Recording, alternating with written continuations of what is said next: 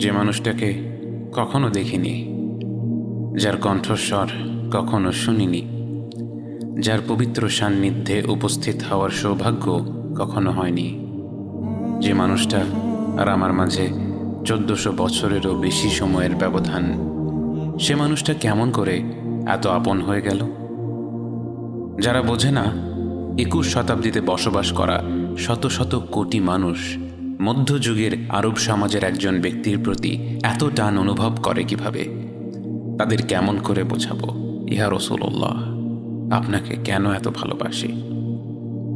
আপনার স্মরণে আজ শত কোটি অন্তর ভালোবাসায় ভরে ওঠে। প্রতিটি মুহূর্তে পৃথিবীর কোনো না কোনো অঞ্চলে উচ্চারিত হয় আপনার প্রশংসা, অথচ আপনি যখন পৃথিবীর বুকে আলোকরশ্মি ছড়িয়ে ভূমিষ্ঠ হলেন, তখন আপাত দৃষ্টিতে আপনি ছিলেন অনেকটাই নিঃসঙ্গ, অসহায়।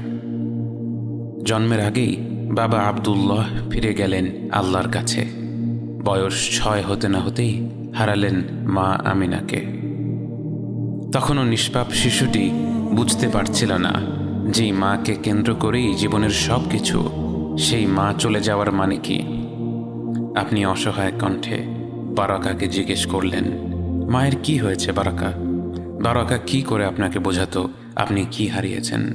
সে আপনাকে জড়িয়ে ধরে রাখল, সে অসহ্য উষ্ণ অশ্রুধারায় সিদ্ধ হলো আপনার মুখমণ্ডল। বাবা মারা যাওয়ার পর থেকে যে দাদা আপনার দায়িত্ব নিয়েছিলেন, সে আব্দুল মুত্তালিবও ইন্তেকাল করলেন বছরখানেক পর। আপাত দৃষ্টিতে এ বিশ্বের বুকে 8 বছরের সেই নিষ্পাপ বালকটি যেন ছিল সবচেয়ে একা, সবচেয়ে অসহায়, সবচেয়ে বঞ্চিত। বাস্তবে আপনার রব আপনার জন্য প্রস্তুত করে রেখেছিলেন এমন এক বিস্ময়কর অভিযান, যার দীপ্ত প্রভা স্থানকালের বাধা ছেদ করে ছড়িয়ে পড়বে সর্বত্র। বহু বছর পর আপনার রব আপনার কাছে আয়াত নাজিল করে বলেন, ওয়াদ-দুহা ওয়াল-লাইলি ইযা সাজা, উজ্জ্বল দিনের কসম এবং রাতের কসম যখন তা নিঝুম হয়ে যায়। মা ওয়াদ্দা'আকা রাব্বুকা ওয়া মা ক্বালা, তোমার রব তোমাকে কখনো পরিত্যাগ করেননি এবং তোমার প্রতি অসন্তুষ্ট হননি। ওয়ালাল আখিরাতু খায়রুল লাকা মিনাল উলা, নিঃসন্দেহে তোমার জন্য পরবর্তী যুগ পূর্ববর্তী যুগের চেয়ে ভালো। ওয়ালা সাউফা ইউ'তিকা রাব্বুকা ফাতারদা, আর শীঘ্রই তোমার রব তোমাকে এত দেবেন যে তুমি খুশি হয়ে যাবে। আলাম ইয়াজিদকা ইয়াতীমান ফাআওয়া, তিনি কি তোমাকে এতিম হিসেবে পাননি, তারপর তোমাকে আশ্রয় দেননি? ওয়া ওয়াজাদাকা দাল্লান ফাহাদা, তিনি তোমাকে পথ না পাওয়া অবস্থায় পান, তারপর তিনিই পথ দেখান। ওয়া ওয়াজাদাকা আইলান ফাআগনা, তিনি তোমাকে নিঃস্ব অবস্থায় পান, তারপর তোমাকে ধনী করেন। فأما اليتيم فلا تقهر وأما السائل فلا تنهر وأما بنعمة ربك فحدث, কাজেই এতিমের প্রতি কঠোর হয়ো না, সাহায্য প্রার্থনাকারীকে তিরস্কার করো না, আর নিজের রবের নেয়ামত প্রকাশ করো। আপনার রব আপনাকে এই পৃথিবীর বুকে একাকী করে দিয়েছিলেন যেন তিনি, একমাত্র তিনি, তার পবিত্র ভালোবাসা আর মমতায় আপনাকে লালন পালন করতে পারেন। এবং কি অপূর্ব সেই ভালোবাসা, কি অপরূপ সেই প্রতিপালন! মহান আল্লাহর বিশেষ রহমতের ছায়াতলে বেড়ে ওঠা আপনি তাই কখনো শিরকের ধোঁকার শিকার হননি। তারুণ্যের সেই যাযাবর সময়টাতেও আপনি ছিলেন সব ধরনের অপকর্মের ঊর্ধ্বে। আপনার চরিত্রে সবাই এতটাই মুগ্ধ ছিল, আপনার বিশ্বস্ততায় সবার এত আস্থা ছিল যে তারা আপনাকে নাম ধরে না ডেকে ডাকতে লাগলো আল আমিন, বিশ্বস্ত ব্যক্তি। বহু বছর পর যখন আপনি সত্যের পথে আহ্বান করা শুরু করে দিয়েছিলেন এবং আপনার বিরোধিতা করা মানুষের অভাব ছিল না, এমনকি তারা আপনাকে হত্যা করার পরিকল্পনা করছিল, সেই পরিকল্পনাকারীদের ধন সম্পদও আপনারই ঘরে ছিল। তারা যখন আপনাকে হত্যা করতে এসে দেখল সেখানে আপনি নেই, আপনার বদলে সেখানে আলী রাদিয়াল্লাহু আনহু আছেন, তখন আলী তাদের বলেছিলেন, আপনি তাকে সেখানে রেখে গেছেন যেন তিনি যার যার সম্পদ তাকে তাকে বুঝিয়ে ফেরত দিয়ে দিতে পারেন। অর্থাৎ যে ব্যক্তিটি আপনাকে হত্যা করার পরিকল্পনা করছিল তার বিবেচনায়ও তার সম্পদ নিরাপদে রাখার সর্বশ্রেষ্ঠ জায়গা ছিল আপনারই ঘর। আপনাকে যারা জনসমক্ষে মিথ্যুক আর জাদুকর বলেছে তাদের মতেও সবসময় আপনিই ছিলেন আল আমিন, সবচেয়ে বিশ্বস্ত, সবচেয়ে নির্ভরযোগ্য ব্যক্তি।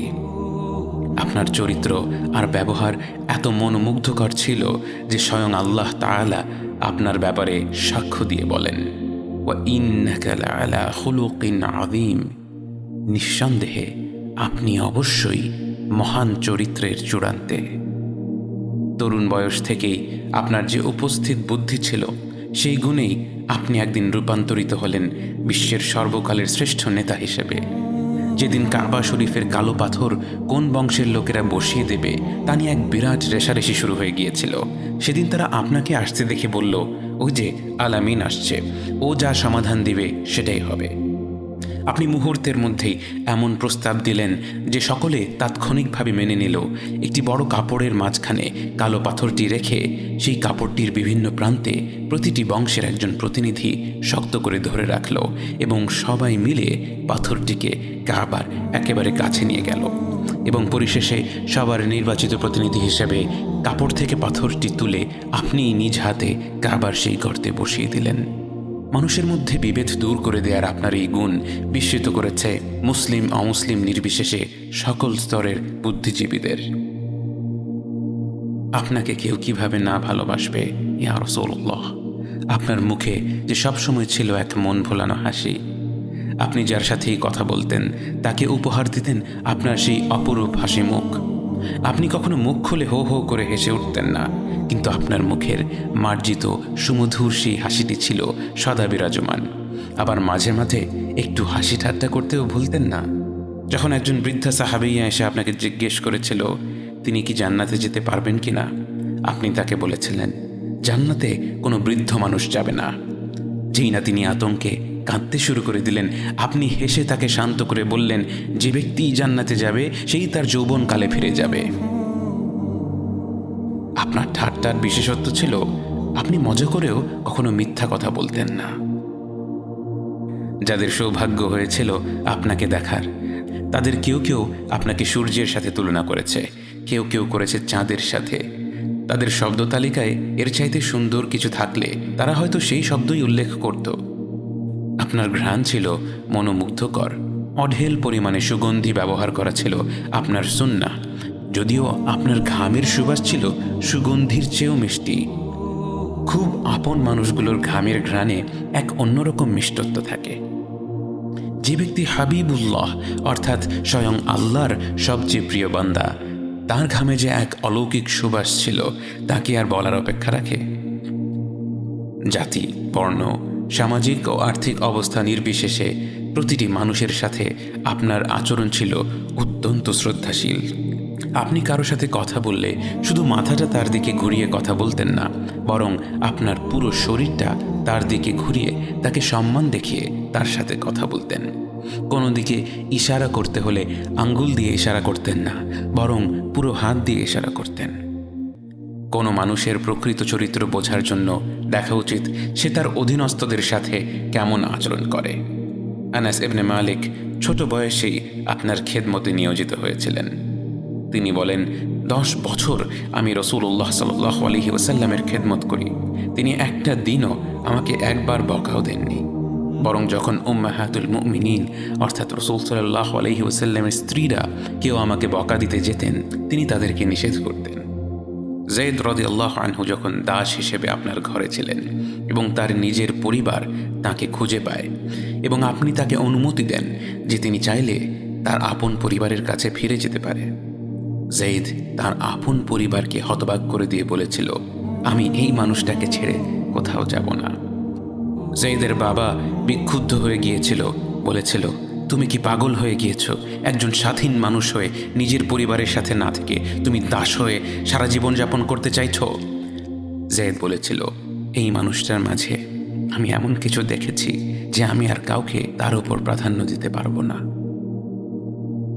ঘরের বাইরে আপনার ব্যবহার যতটা মুগ্ধকর ছিল, ঘরের ভেতরেও আপনি ছিলেন ততটাই ধৈর্যশীল ও শ্রদ্ধাশীল। একদিন আপনার ঘরে কয়েকজন সাহাবীদের নিয়ে খেতে বসেছিলেন। ওদিকে মা আয়েশা রাদিয়াল্লাহু আনহা একটি বিষয় নিয়ে খুব রেগে গিয়েছিলেন। রাগের মাথায় তিনি সবার সামনেই সজোরে একটি বাটি মাটিতে ছুঁড়ে মারলেন। বাটিটি ভেঙে 2 টুকরো হয়ে গেল। সাহাবীরা হতবাক হয়ে গিয়েছিলেন, কিন্তু আপনি অতি স্বাভাবিকভাবে ভাঙা বাটিটি ওঠাতে ওঠাতে বললেন, খাও খাও, আসলে তোমাদের মা সালামার ওপর একটু বিরক্ত আছে, তাই এমনটা করেছে। মা আয়েশার সাথে আপনার সম্পর্ক ছিল বন্ধুর মতো। তার সাথে আপনি দৌড়ের প্রতিযোগিতা করতেন, তার নানা ধরনের শখ পূরণ করার চেষ্টা করতেন। যেদিন আয়েশা খেলা দেখতে চেয়েছিলেন, আপনি তার জন্য আপনার কাঁধটা এগিয়ে দিয়েছিলেন, যেন আপনার কাঁধে থুতনি রেখে তিনি আরাম করে খেলা দেখতে পারেন। পরে এক বর্ণনায় আয়েশা বলেছিলেন, আমি তো কিছুক্ষণ পরেই খেলার প্রতি আগ্রহ হারিয়ে ফেলেছিলাম, কিন্তু আমি কিছু বলিনি এটা দেখার জন্য যে রাসূলুল্লাহ সাল্লাল্লাহু আলাইহি ওয়াসাল্লাম আমার জন্য দাঁড়িয়ে থাকতে থাকতে ক্লান্ত হয়ে যান কিনা। বরং এক পর্যায়ে আমিই ক্লান্ত হয়ে পড়লাম, কিন্তু তিনি একটিবারও ক্লান্তি বা বিরক্তি প্রকাশ করলেন না।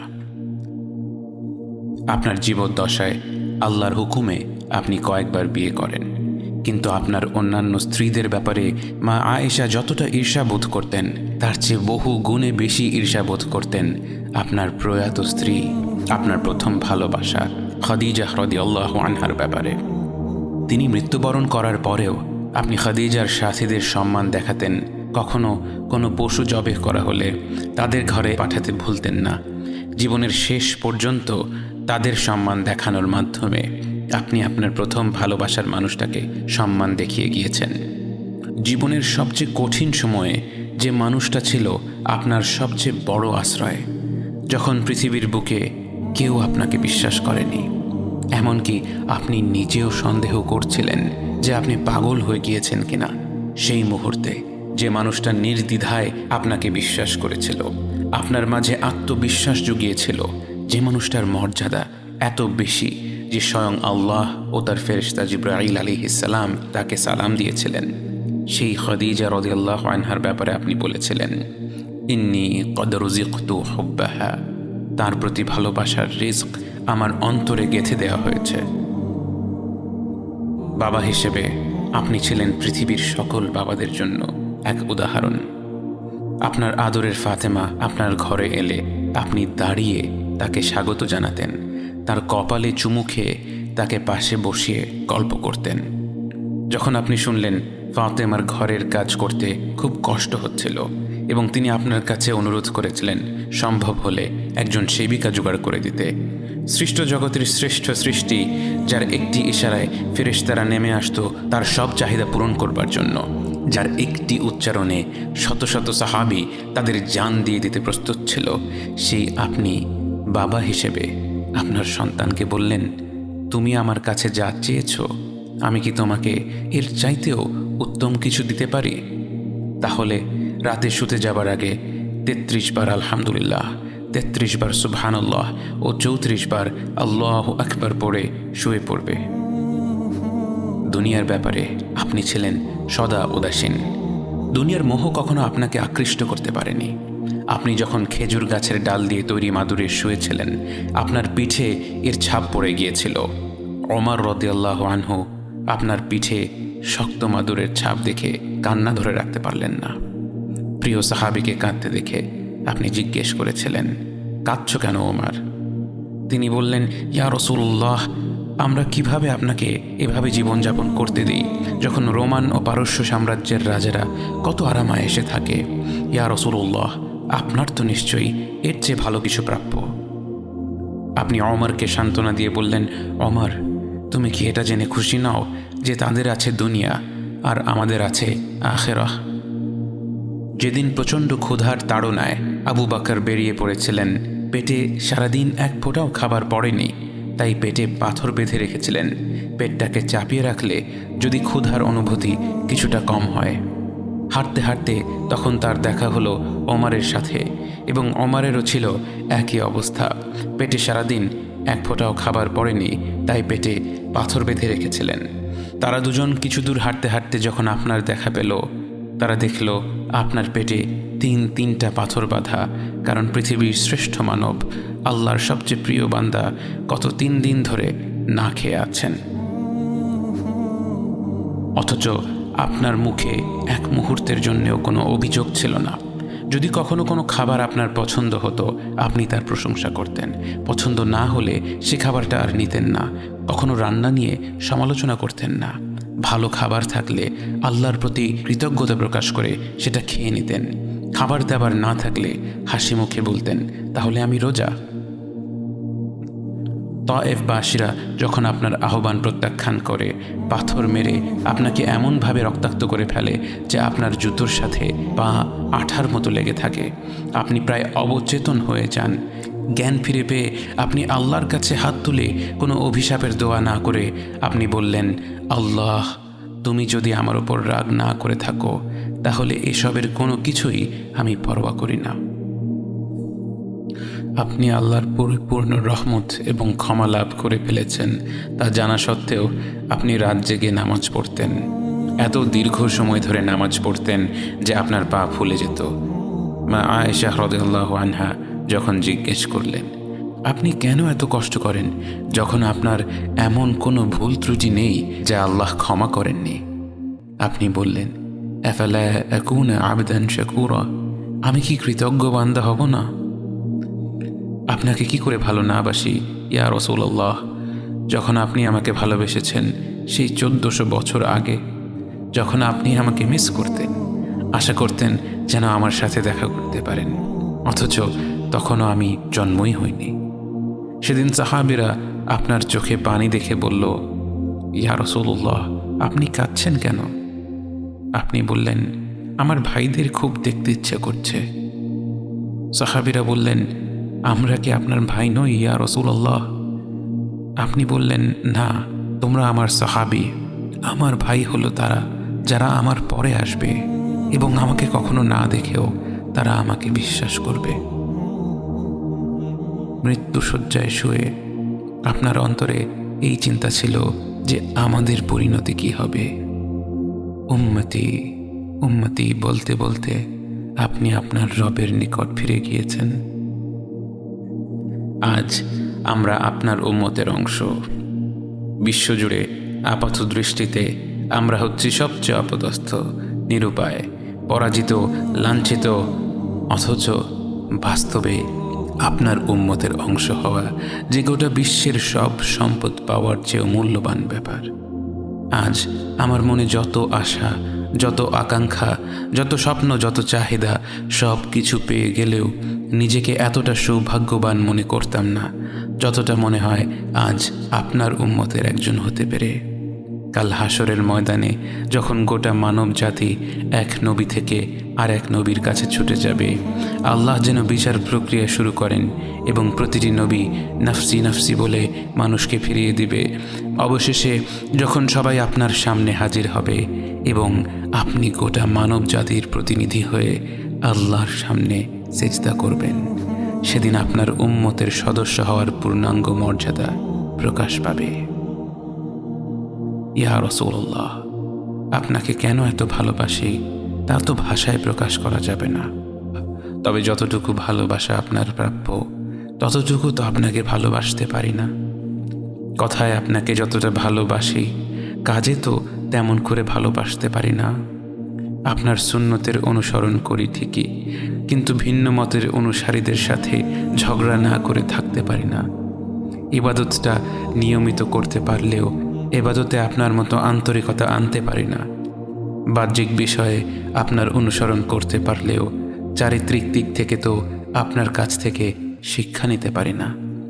মুখে আপনার প্রতি সালাওয়াত পেশ করলেও কাজে কর্মে উম্মতে মুহাম্মদ হিসেবে আপনার সম্মানটা রক্ষা করতে পারি না। রাসূলুল্লাহ, হাবিবুল্লাহ, নবিয়ুল্লাহ, ইয়া মুস্তাফা, আমরা তো আপনার উম্মত হবার যোগ্য নই, কিন্তু আপনার রব তো সবচেয়ে ক্ষমাশীল। তিনি তো আমাদের যা প্রাপ্য তার চেয়ে অনেক বেশি অনুগ্রহ প্রদর্শন করতে সক্ষম। আপনি আমাদের যতটুকু ভালোবেসেছেন তিনি তো আমাদের এর চাইতেও বেশি ভালোবাসেন। আমরা আমাদের ভুল ত্রুটি সম্পর্কে যতটুকু অবগত তিনি তো তার চাইতেও বেশি অবগত। আমাদের রবের অনুগ্রহের দিকে তাকিয়ে অন্তরে আপনার প্রতি যতটুকু ভালোবাসা রয়েছে সেই ভালোবাসার দিকে তাকিয়ে আজ বুকে আশা বেঁধে রই, খুব শীঘ্রই আপনার দেখা পাবো ইয়া নবী আল্লাহ। খুব শীঘ্রই হাউদে কাউসারের পাড়ে আপনার হাতে তৃষ্ণা মেটাবো ইয়া হাবিব আল্লাহ। জান্নাতের নির্মল বাগানে অনন্তকালের যাত্রায় আপনার সঙ্গী হয়ে ঘুরে বেড়াবো ইয়া রাসূলুল্লাহ সাল্লাল্লাহু আলাইহি ওয়াসাল্লাম। লা ইলাহা ইল্লাল্লাহ মুহাম্মাদুর